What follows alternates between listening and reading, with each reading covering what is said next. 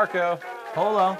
We're doing a lot of that at the card pool. I'm your host, Stu. And I'm Kyle. And today we're looking at our final section from Weatherlight. We are indeed. This is part 4 of our multi-part set review, in which we're going to review the set as a whole, talk about a lot of different things, and finally give our rankings at the end of all of this. And you can look back at some of our first 3 parts, Hidden Gems and Money Cards, in our previous videos.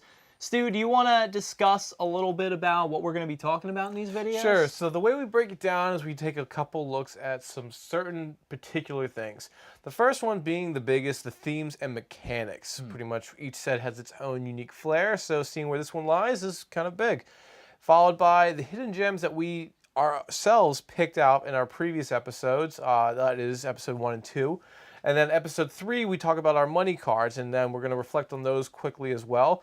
And then briefly touch up on the lore, and then finally talk about how the impact of this was on Magic as a whole. Indeed. And then from there, after we're done doing all of that, well, at the end, we're going to go through and rank this on a 4-set scale from bronze all the way up to platinum. And we'll justify where it lands for our own meticulous biases. Indeed. But until then, let's start on the mechanics like we were saying. So, themes and mechanics, it is. All right, and so there's only 3 of them we're going to discuss today, and none of these were really new to this set. No. They were just kind of recycled from older sets. But the first one up is going to be cumulative upkeep. And for that, we see a card like Inner Sanctum, for example, from this set. So to explain a little bit about cumulative upkeep, whenever a card has a cumulative upkeep, you put an age counter on it at the beginning of each one of your upkeeps. And basically what ends up happening is it accumulates a certain cost, whether it's mana, whether it's life, what have you. There we go, there's Inner Sanctum. So for example, this card is a cumulative upkeep of 2 life. So you're going to have to pay the first turn 2 life, and then 4 life, 6 life, 8 life as it goes on. And the way how this is done, most people just assume you have to kind of remember it, but it's actually counters that get put on these things. Yeah, age counters. Yeah. And so that means they have a certain interaction with cards that proliferate, remove counters, etc., etc. We talked about a fun interaction with this in Solemnity. Solemnity, yeah. Which is great for in white. But, I mean, you see this, it's a very taxing cost as the game progresses. It's more or less in its scope of what it can do. It's pretty obvious. Yeah, and how strong these cards are entirely depends on what they do and what their cumulative upkeep is asking out of you. For this card, Inner Sanctum, I think it is kind of worth it in the end, because white, as I said in my previous video here, it gains life pretty easily, which means you can offset the cost of this, and the effect for that mana cost is definitely worth it, but that's not always true. Yeah, it can be anything from sacking a creature to not drawing a card or a bunch of different stuff like that. Yeah, so it basically depends entirely on the individual strength of the card. But on to our second mechanic, and this one is a little goofy, I feel, but it is called flanking, and we're going to look at a card like Jabari's. Jabari, I don't know. You can do whatever you want with this one. Good old J-Dog's banner. So that banner is waving, but so the main thing to worry about with this is what it actually says in the quotes. And it says, whether a creature without flanking is assigned to block this creature, whenever a creature without flanking is assigned to block this creature, the blocking creature gets -1/-1 till the end of turn. And there's a whole series of creature cards out there that have flanking, and I mean, most of them do not. So if it has it, it pretty much gets a instant boost on the opponent's oppressive creature, and it works for all the creatures blocking, so they decided double block. And it's great because it can take out certain problems right off the bat, so 1/1 little chump blockers are very ineffective. Especially at Typhoid Rats with Death Touch. Those kind of things are generally very annoying. Flanking cuts that out of the equation. Just so you know, though, Jabari's banner actually was not featured in any of our videos because we didn't talk about flanking in any of our videos, really. It really doesn't do much. No, honestly. it's an interesting ability, but not one I've ever found really that relevant. The only good thing I have to say about it is multiple instances of flanking do stack. So if you happen to have a creature that has like 3 instances of flanking, a blocking creature getting -3/-3 right off the bat, that starts being pretty good. Yeah, I can see So, that. yeah, but otherwise, if it's just the one flanking, I don't really see what it's going to do, you know? No, again, it just makes it so chump blockers are more or less taken out of it, but they're still declared blockers. It's just their Right. damage doesn't actually Yeah, affect it. I never really got this ability. I don't see what the benefit is for the most part. I think your example with the death touch is more or less the best way to do Yeah. it. It's able to save you from these little guys that you normally don't want to interact with. Speaking of non-interaction, though, we're going to go to our last mechanic that we're going to talk about, which is phasing, and go back to a card that Stu previewed called Teferi's Veil, for example. So in this case, whenever any creature you control attacks, it phases out at the end of combat. Now, when a creature phases out, it is treated as though it doesn't exist, and it will phase back in at the beginning of your next turn. And it's not exiled. We go over this a little bit in our previous videos as well, but more or less, put your hand over it. That's the same kind of thing. It's just pretend like It's you don't just see not it, there. and it comes back at some point later. It usually specifies combat and a turn, your next turn, etc., etc. Yeah, and phasing, I think, as I said before, is a cool and potentially useful ability, but it all depends on the timing. And for this one, there's so many preconditions involved in this that it makes it a little bit risky. Yes and no, but I mean, we see newer cards like Teferi's Protection where it is a phenomenal card. So Definitely. it has its plays. It's just some of the older ones are a little bit lower in their mechanics, scalability. Usefulness, yeah. Yeah, that's another word for it. But yeah, I should have used usefulness. But anyway, so it's something that makes it so, again, it's a little bit more restrictive on how it does it. It's either too much mana, or it's a tap effect, or the creature's too big, or it doesn't fit. So this is one of the few ones that I thought would be more decent in what it can do, and can have a little bit more fun interactions that normally you don't see. But beyond that, that's pretty much what phasing does in a nutshell. Yep, just got to be careful about when you use it. Yeah, but enough of that. Now we're going to go on to the hidden gems we went into, and we'll briefly dive into this. If you want to see a bigger look at what we had, check out our previous videos. You can find a description for our first one down below. For sure. And for me, I guess I'll start us off here. The hidden gems were the part that I liked the most about this set. They were really, really cool. Some of them, I'm surprised that these aren't in the money cards, and vice versa. I'm surprised some of those money cards were actually worth what they were. But cards like Thranforge and Buried Alive, I believe, two very different cards, powerful for very different reasons, but each huge potential role players in the specific decks that they belong in. And hey, a card like Buried Alive, I think that deserves to be like the #1 money card because it is the most useful card in the entire set, in my opinion. But that's just me, you know. No, I agree with you on that. I mean, there was a lot of hidden potential in this hidden gem section. And I mean, my list, I was very surprised with afterwards. I was like, I like all of these. Like, to cut one of them is really hard. Like, normally I like to keep a couple in to just kind of make Kyle twitch a little bit.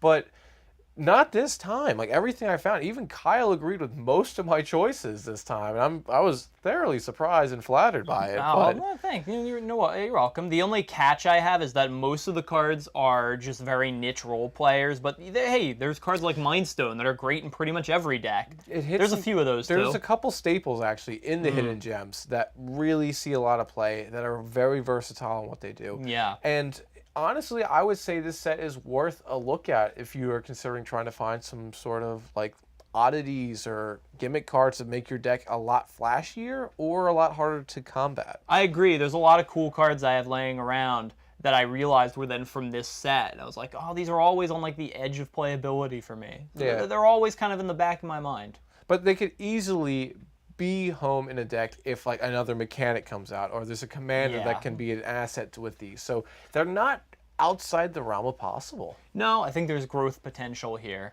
But speaking of growth potential, let's go on to the money cards, shall we? Oh, actually, that is a great segue for that, because in the money cards, if you don't mind me taking Oh, go ahead. We saw some cards that actually have recently experienced a great amount of growth, like Lotus Veil, for example, where it was a $3 overlooked card, good, a little risky, but it's up to $20-some right now. It's only been printed once, and it's the same thing with something like Winding Canyons. super cheap when it came out. People liked it, thought it was good, but didn't really see what it was like super hyped for. And then it just bam, up to $20. It's been there, it's stayed there. People who played wish they had it more, like when they were back in the day, wish they picked up more copies because it's just such a useful card. So, well, valuable. Yeah, for me, the money cards, some of them were all right, but most of them were just pretty lackluster, in my opinion. Especially things like Goblin Bomb, You had the to bring it up. Gemstone Cavern or Mine. I'm pretty about that. But they're good in what they do still. And some of them. Only out of all of them, only Null Rod is actually highly played. And even that one, I probably wouldn't play, even in decks it made sense in, because it's just so incredibly narrow and specialized in what it does. It's just not worth going out of your way for that most of the time. These cards are specialized in a very unique way. And most of these were lands. And typically for the lands that we usually see, they're fetch lands. Or shock lands, or something that does with fixing. These weren't exactly fixing lands. These are something that are boosting lands, and you don't see those a lot, and especially as money lands. So I think these money cards are actually refreshing for me almost to say. The only one I thought was that's a money card was Winding Canyons, but And Null Rod, like you said. Well, even I don't really like that one, but at least I can understand why it's worth money. All right, still. So, I don't know. The money cards were kind of a miss for me on this one. Well, all right. I liked them. Kyle faltered. But moving on from our money section and into the lore. Now, Kyle, you're a little bit more well-versed into this. Well, I can talk a little bit about this, because basically Weatherlight was the set that started out the entire Weatherlight saga. For those of you who are at least a little bit familiar with Magic, you probably recognize that name. The Weatherlight is the name of the flying, plane-shifting skyship that takes a bunch of characters on adventures across multiple worlds in the Magic universe. And its rival is the Praetor, right? And basically Yawgmoth, and leads right up to the Phyrexian invasion of Dominaria and the catastrophe that happens after that. And hey, in the new Dominaria set, the Weatherlight even made a comeback, so we all thought it was gone. And it's back now, so hey, cool. It can't plane shift anymore, but it's still cool to have a flying ship. It's an antique card. It's not as cool as it was, but it's still something. Yeah, but anyway, the Weatherlight, the set story, kind of sees the kidnapping of the Weatherlight's captain, Sisay, and the assembling of a new crew to try and go rescue her, which happens in the next set, Tempest, which we've talked about a while back. But crew members like the unwilling hero Gerard, the Goblin Squee, the Goblin Cabin Boy. You hear all these names. Tamgarth the Minotaur. The main characters are immortalized as cards. Their art's in a whole bunch of different cards, and this was actually probably one of the bigger story arcs that they've done. Oh in Magic. yeah, definitely. I mean, probably second only to the current Bolas story arc, which has spanned 5 blocks now. Bolas left and came back, so I mean, inherently you could still bridge those, and it's enormous, as Bolas is. But yeah, any other parts to add to that? No, I think that's pretty much it. Yeah. Okay, well then now it goes into the realm of impact, and Indeed, as Magic as a whole, how we card design, how the mechanics have fared over time. I mean, and also how they value. So, take it away. All right, fine. I'll start off with this, and I'll say there are a couple of cards that have made impacts in competitive Magic. Null Rod. There's some other, Buried Alive, perhaps. There's a couple others too. But for the most part in this set, they're solely curiosities and maybe niche commander cards.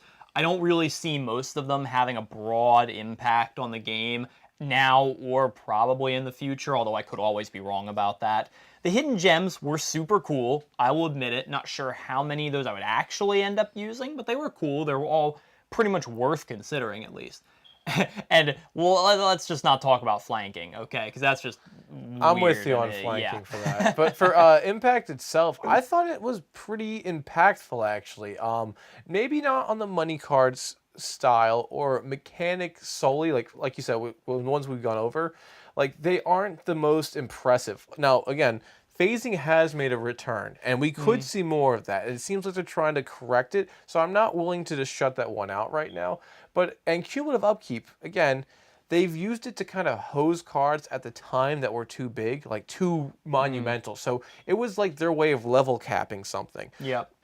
they kind of now didn't age as well. But beyond the mechanics, and I mean, you said the hidden gems totally, but they had something in the hidden gems I feel like is almost a mechanic. It's not entirely, but it's versatility in a card. Now, normally with the card, it usually is functioning in one way, but there's fail safes that we like in most cards, like Commander Sphere or Soccer Tri-Belter. You can have a built-in sack outlet with it. Aura Silence was printed in the set as OG, and I look at that as a great build, and I'm pretty sure Wizards did too, because it does something and it has an alternative plan down the line if something goes wrong. And it wasn't just on one card, we saw it on a couple cards in the set. It's almost as if that card design, they implemented it in the future of doing more than just one thing. And we see cards now having 2, 3, 4 effects, like Planeswalkers, for example. So they definitely started getting more adventurous with what to do with one single permanent, one single card. So I think it was the baby step towards making a greater Magic play style. I'll give that to you. You could be right about that. Interesting point. But I mean, it's not something that's obvious. It's not thrown in your face, but there's definitely power in this set, and it's obvious. But all right. Well, now since we're talking about obvious here and there, let's no longer sugarcoat it. So we're gonna go into our ranking. And Kyle, now it seems like you're kind of a foot on different things, but what are you going to place this as? Well, I am going to give this one a silver. What? It doesn't quite measure up to a gold. It's almost there for me, but just not quite there. It has some cool cards that are worth looking into, worth investigating, especially as budget options for other cards, and likely won't be reprinted, so they will continue to hold their current value, some of which is pretty good. But that said, it really didn't shake the game in any way. I can't really think of almost any card in here that consistently sees play other than a very small handful. So, don't get me wrong, I didn't think it was bad or anything. It's just, of some of the things we've looked at more recently, it doesn't measure up to that level, certainly. All right, well, I'm going opposite. Really? I'm saying it's platinum from my point of view. Are you kidding me? This is not a platinum. This is way platinum. So, for example, so we see cards that, again, started off as baby steps that created huge ripples throughout the game. I've already said one. However, we saw Fervor, the original printing of Fervor. Well, Haste is not something that is unfamiliar to Red, but they created it in better ways. And so they've taken stuff that they saw was good and utilized at the time and promoted it into the future, which, again, doesn't shake Magic at its core, but grows it into something that's even better. So, we see Hammer of Perforos and a whole bunch of other cards out there, like, was it Flames of Yavimaya? Fire, yeah. Fires of Yavimaya. So, that's Fervor, but evolved. It is taken to its next level. And we can see where they're trying to kind of slowly get ideas and implement them at their places. By having cumulative upkeep, they were worried about power level for certain cards. They were trying to push the envelope, and you can see it with a lot. And the hidden gems, I loved every gem I have to agree with that. And they have so many implications of how they can be spurred into the future so much better. Thran Forge is a card I've never seen, never heard of. You always hear Thran Dynamo, not Thran Forge. Well, the Forge can do something even more. We mentioned a lot into the hidden gems in part 2, but it can make a creature into an artifact, which has huge plays to make it so that other things that destroy artifacts or have protection from this and this changes the dynamic entirely. And this set does change the dynamic of Magic itself. Not as scary as an effect as Infect, not with combo pieces or card design like Planeswalkers, but it just does something more that you see beyond something like Ice Age or something like Dragons of Tarkir or something like that. Right. I was pleasantly surprised. I would love to do a part 2 of this one, just a second look at some more hidden gems even. I would definitely go for that. Other than the hidden gems, nothing just really wowed me about this set. Not the money cards, not the mechanics, impact, not the mechanics, nothing really like that. Nothing really impressed me. But it's like all the that story. much. It was the beginning of an adventure, and where this adventure took us was into a great realm of new card design. You could be right about that. I don't think any of us can look into the minds of what they were thinking back then at Wizards, but I could see, I understand the argument you're making. So Appreciate it. I'm not going to change my opinion necessarily, but It's worth thinking about. Mind Stone was in this set, and that's to also paint a picture for you. Since Mind Stone both had functionality and long-term longevity for its Plan B, you see that with a whole bunch of the cards, and that's actually what we hold a standard to for most cards this day. So take it or leave it for what you want, but either way, we're going to wrap this episode up. This is the final one. We're going to a new set once we come around next week. We're not spoiling it yet, so wait to find out. But if you like what we're doing, please subscribe, like, or comment. Let us know what you're thinking out there, or if there's any kind of things you want to see. And be sure to tell us on our social media. Yeah, we've got Reddit, Tapped Out, Facebook, Twitter. You can find us at the handle TheCardPool on all of them, or you can always email us at mtgthecardpool@gmail.com. And until then, I'm Stu. And I'm Kyle. And we'll see you next time At the Card Pool.